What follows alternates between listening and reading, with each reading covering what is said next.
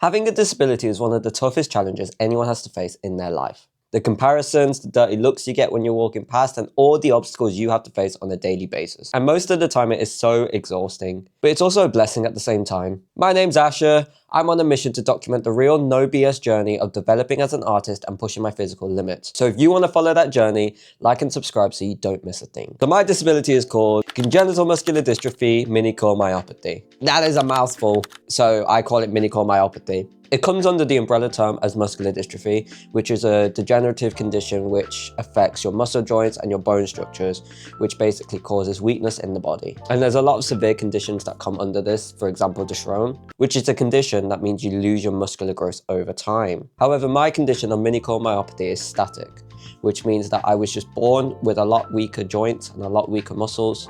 It doesn't degenerate as I grow older, and I can just work on it and develop as time goes along. I was very lucky to collaborate with Muscular Dystrophy UK to do a video on raising awareness about rare diseases. And so for me doing this video, it means I can talk to you guys about what my condition means, how it's affected me, and what it means for my artistic and creative journey. So this has affected my physical development growing up because I couldn't walk until I was 8 years old. I was in a wheelchair, fully wheelchair bound up until age 8, and I couldn't move at all.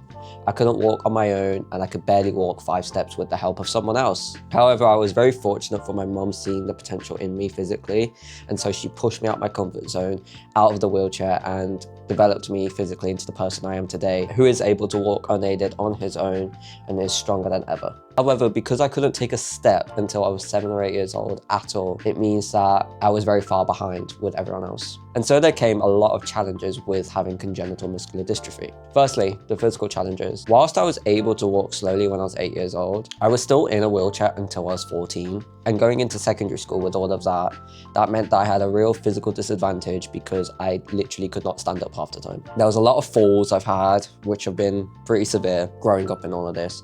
And unfortunately, a few of them have been head injuries where I've cut my head open because I tripped up with someone.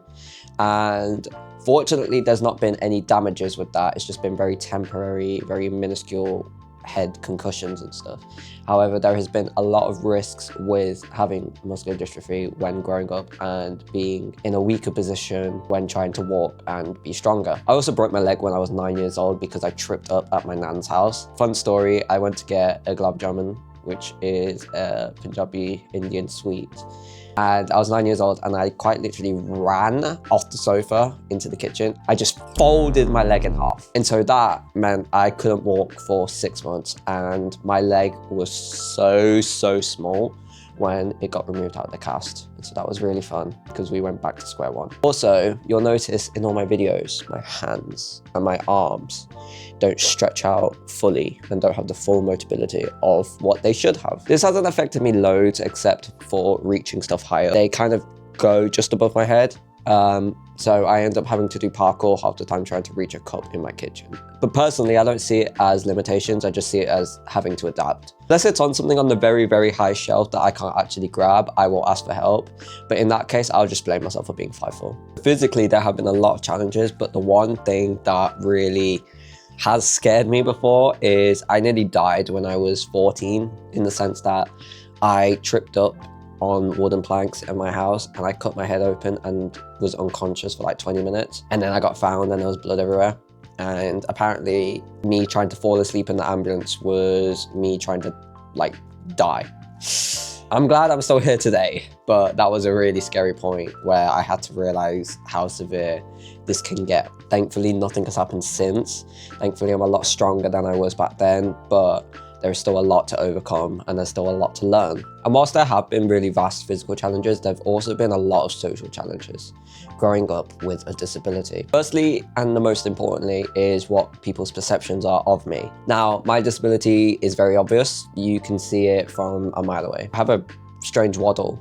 Like, I waddle and when I walk, I tilt my head because I don't have the core foundations just yet. It's still a work in progress. And so I use the other parts of my body to kind of rely and lean on in order to walk. Whilst I've learned that people really don't care, it's just something that catches your eye. It's been something that growing up has been really affecting me. So a big social challenge of walking is getting dirty looks all the time, and when I have been putting myself on the internet for content and stuff, it has meant that people will share my videos a lot because they see my hands and they see my disability, and it's a conversation point for them. Don't get me wrong, I'm flattered, but I also feel like half these people have a hand fetish at this rate, because why is it every video that my hands are out on TikTok and Instagram? They just get 1 billion shares. Anyways, you do you, Bob. Another social challenge that I really faced was being bullied a lot because of my disability. When I went into secondary school, I was in a wheelchair and I really couldn't walk much.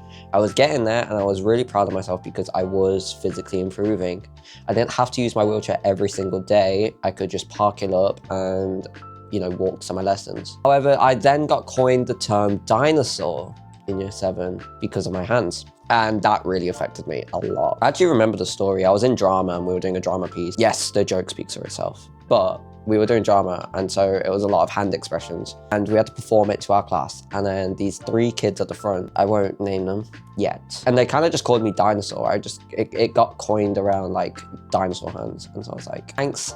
And so that made me really insecure, which is a really big challenge I've been trying to overcome with my disability, because you'll see a lot of people, you know, my age that are jacked. They're like bloody muscular as fuck, and they're so big, and you're just there like a little teeny petite skinny boy, and you're just like, fuck. With all that, I've learned to take it step by step, and the fact that it's my journey and not anyone else's, that is what's more important, rather than caring about, look, this guy who's the same age as me, younger than me, is so much bigger, so much more physical than me. How does that affect my mentality and stuff? But all of these things are something that I'm learning to let go and learn to kind of accept, because ultimately I'm living one life and I've got this disability, and I'm gonna make the most of it as I can. You know, my creative journey, my singing, my writing and performing, I can do that.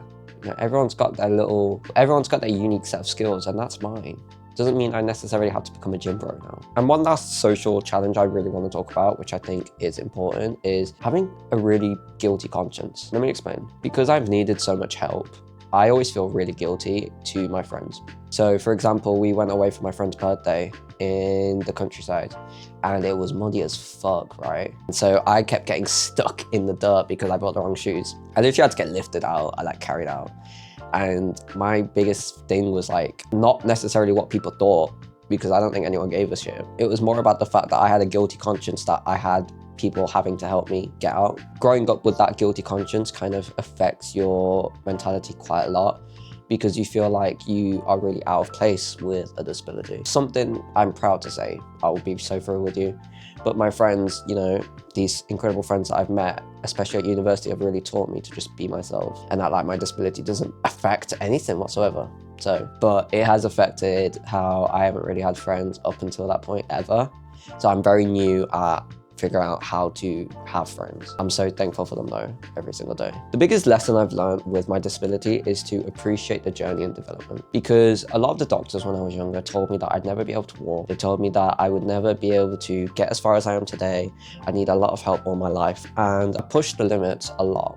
And I'm really proud of myself to say that I have pushed the limit of what people thought I could do. And I don't take into account the insane development I've had from being a 6-year-old who couldn't even sit up on the floor. He literally was lying on the floor 24/7 because he couldn't sit up because his neck and core was so weak, into then being this person who's moved out of his house, gone to university, living the life he's always kind of romanticized. And I don't want to take that for granted. It's something I really need to sit and give myself credit for. And because there was such limited information on what my disability was, I was very much in the dark on it. Because it's such a rare disease, it's not really spoken about a lot. In a male perspective, I was very much in the trenches. And so living with a disability, my biggest payoff is that I have developed so much physically and mentally. I've really developed a thick skin so earlier on, because 6-year-old me was faced with how shit the world was when he would get bullied for basically just sitting in a chair and like needing help. And that has really taken its toll on me growing up. It's affected my mental health a lot. But I'm safe to say that he has done so much. I am so grateful for everyone in my life, my family and my friends who have really pushed my limits and let me be okay with being vulnerable and needing help. Thank you guys for watching this video. I really appreciate it. It isn't something easy to talk about, but nonetheless, I really want to talk about it and bring this conversation to life. I'm documenting the journey of being an artist, which includes my physical, mental, and vocal journey. So if you do want to see more of that, please like and subscribe so you can. And I'm so thankful for every single one of you. We have just hit 400 subscribers as of recording this. We're on 402. So I just want to say thank you all so much for believing in me, and I won't let you down. Take care. Bye.